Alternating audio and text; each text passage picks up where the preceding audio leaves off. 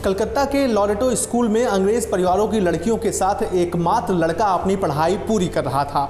आगे चलकर यह लड़का लंदन पहुंचता है और जब द्वितीय विश्व युद्ध में लंदन हिटलर के हमले झेल रहा था तब यही लड़का वहां से बैरिस्ट्री की पढ़ाई कर रहा था।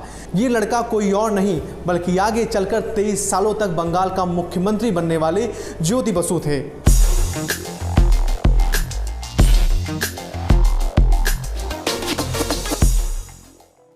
नमस्कार, मैं मुकेश आज आपको देश दुनिया के ऐतिहासिक कार्यक्रम झरोखा में ज्योति बसु की ज़िंदगी के कुछ पन्नों से रूबरू कराऊंगा। आज ज्योति बसु का जन्मदिन है। ज्योति बसु का जन्म 8 जुलाई 1914 को हुआ था। आज हम जानेंगे भारत के इसी दिग्गज राजनेता के बारे में। लंदन में ही ज्योति बसु की मुलाकात सुभाष चंद्र बोस और जवाहरलाल नेहरू से हुई। लंदन विश्वविद्यालय ने उन्हें बैरिस्टर बनाया, लेकिन लंदन शहर और विश्वविद्यालय की लाइब्रेरी ने उन्हें कम्युनिस्ट बना दिया। 1 जनवरी 1940 को उन्हें भारत लौटना था। उनके सामने सबसे बड़ा सवाल उनके माता पिता थे। उनके माता पिता ने कभी नहीं सोचा था कि बेटा बैरिस्टर के साथ साथ कम्युनिस्ट भी बन जाएगा। ज्योति बसु के सामने भी सवाल ये था कि वे अपने माता पिता से क्या कहेंगे। जब ज्योति ने पिता से राजनीतिक सक्रियता की बात बताई तो वे चौंके, लेकिन ये जरूर कहा कि तुम चित्तरंजन दास की तरह भी राजनीति कर सकते हो। यह सुनकर ज्योति बसु को थोड़ी राहत मिली। 1940 में ज्योति बसु जब लंदन से कलकत्ता पहुंचे तब उन्हें विपरीत स्थिति का सामना करना पड़ा। वे जिस कम्युनिस्ट पार्टी के कार्यकर्ता थे वह पार्टी प्रतिबंधित थी। बसु को 1938 में लंदन में सुभाष चंद्र बोस से मुलाकात के दौरान उनकी कही एक बात याद आई। बोस ने बसु की राष्ट्रभक्ति की तारीफ करते हुए कहा था, याद रखना, राजनीति कोई गुलाब के फूलों का बिस्तर नहीं है। बस इसी मूल मंत्र को मानकर बसु आगे चल पड़े। बसु 1946 में रेलवे निर्वाचन क्षेत्र से बंगाल विधानसभा का चुनाव जीते। उन्होंने चुनाव में उन हुमायूं कबीर को पटखनी दी थी जो मौलाना अबुल कलाम आज़ाद के सचिव रह चुके थे। बसु को आज़ादी से पहले उस बंगाल विधानसभा में बैठने का अवसर प्राप्त हुआ जिसमें किरण शंकर रॉय, बिमल चंद्र सिन्हा, निहारेंद्र दत्त मजूमदार सरीखे बंगाल के दिग्गज कांग्रेसी थे। हालांकि ज्योति बसु को लेकर तमाम किस्से हैं जो उनकी सादगी और सैद्धांतिक सियासत से ही जुड़े हैं।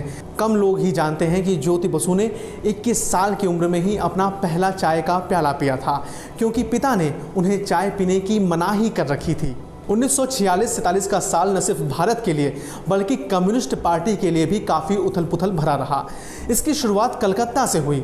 सुभाष चंद्र बोस की आज़ाद हिंद फौज के सदस्यों की रिहाई की मांग को लेकर छात्रों ने बंगाल विधानसभा पर प्रदर्शन किया। गोली चली और 2 नेताओं की मौत हो गई।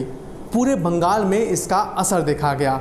कुछ महीने बाद 16 अगस्त 1946 को कलकत्ता सांप्रदायिक हिंसा की चपेट में आ गया।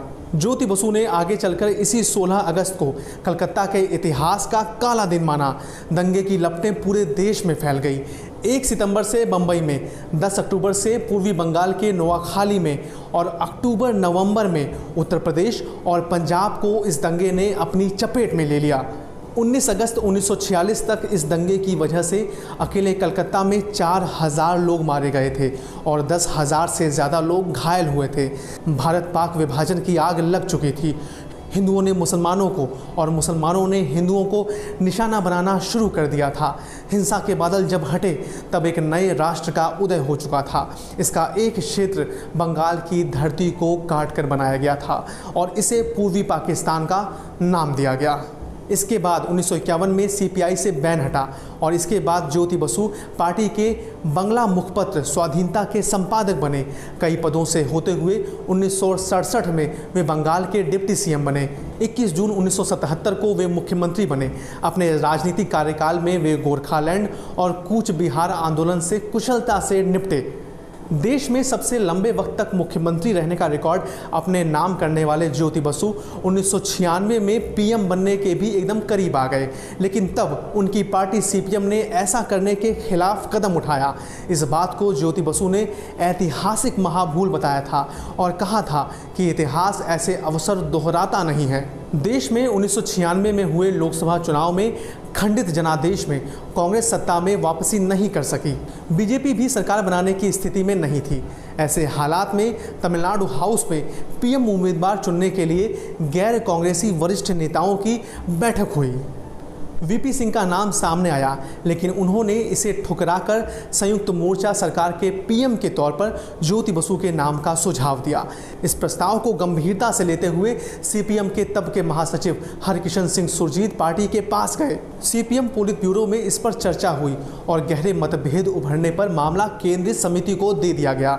कट्टरपंथी कम्युनिस्ट नेताओं की बहुमत वाली केंद्रीय समिति ने ज्योति बसु को पीएम बनाने की पेशकश को यह कहकर नामंजूर कर दिया कि पार्टी अभी इस हालत में नहीं है कि संयुक्त मोर्चा सरकार में वह अपनी नीतियों को लागू करवा पाए। इससे पहले 1989 लोकसभा चुनाव के बाद भी बसु को पीएम बनने का ऑफर दिया गया था।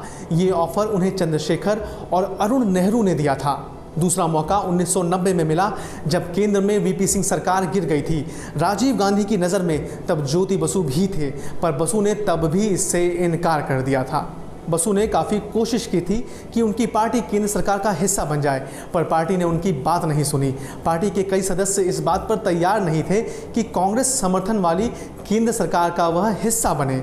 बाद में ज्योति बसु ने कई इंटरव्यू में इस पर नाराज़गी भी जताई और कहा कि पार्टी का ये फैसला राजनीतिक द्वंद्व का परिणाम था।